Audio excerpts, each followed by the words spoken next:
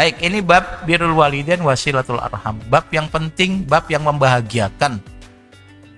Dan bukan cuma kita yang merasakan ini bab penting dan membahagiakan. Al-Quran juga hadis memiliki memiliki penilaian yang sama. Ini bab yang sangat penting. Baik, itu pengantar ya. Kita baca ayatnya. Qala Allahu ta'ala wa'budullaha wa la tusyriku bihi syai'a wa bil walidaini ihsana. Sembahlah Allah, jangan syirik kepada siapapun. Allah tidak ada yang menyamai, jangan menganggap sama apapun dengan Tuhan. Selesai. Ini fundamental keimanan kita. Yang kedua, wabil walidaini ihsana. Jamaah sekalian, saya ingin sampaikan bahwa orang tua dalam bahasa Al-Quran itu ada dua kata. Pertama walidain, yang kedua abawaini. Walidah itu dari kata wiladah, melahirkan. Yang punya atau yang bisa melahirkan itu ibu. Jadi walidain itu makna aslinya dua ibu, bukan dua orang tua. Kalau abawaini itu dari kata abun, dua bapak. Al-Quran menggunakan dua kata ketika menyebut orang tua. Dalam konteks berbuat baik, Allah menggunakan kata walidaini, dua ibu. Tapi dalam konteks warisan, Al-Quran menggunakan abawaini, dua bapak. Kenapa bisa gitu? Wallahu a'lam. Tapi saya coba memahami bahwa teman-teman sekalian, kalau membahas masalah warisan, yang punya duit bapak, yang kerja bapak. Ibu saya kerja pak? Ya. Tapi secara umum yang megang duit, bukan yang megang deh, yang kerja bapak, yang megang ibu. Nanti Anda kalau nikah memang begitu. Kenapa? Karena kalau perempuan yang megang uang biasanya cukup, tahu-tahu ada tabungan. Kalau laki-laki habis.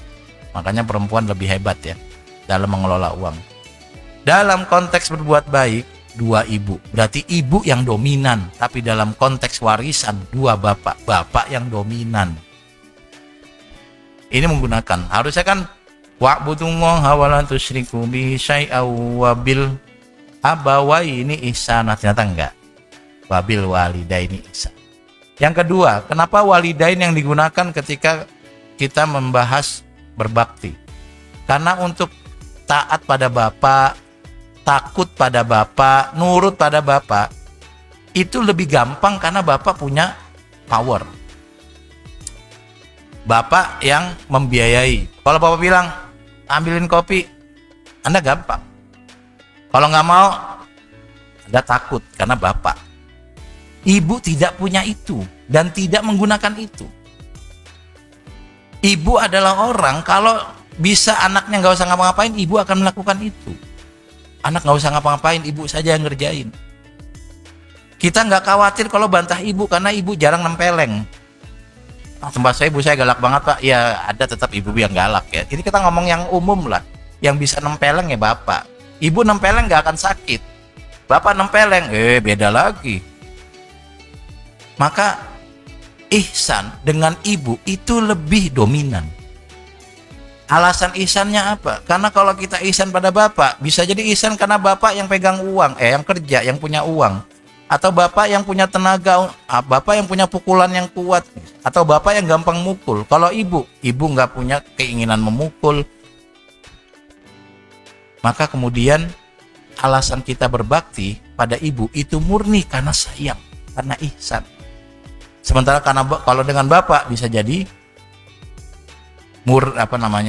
pengen ihsan dan karena takut gitu ya. Nah, ini contoh bagaimana Al-Quran memiliki diksi yang menyenangkan. Karena kalau Anda baca dalam konteks harta, tidak ada walidain, yang ada abawain.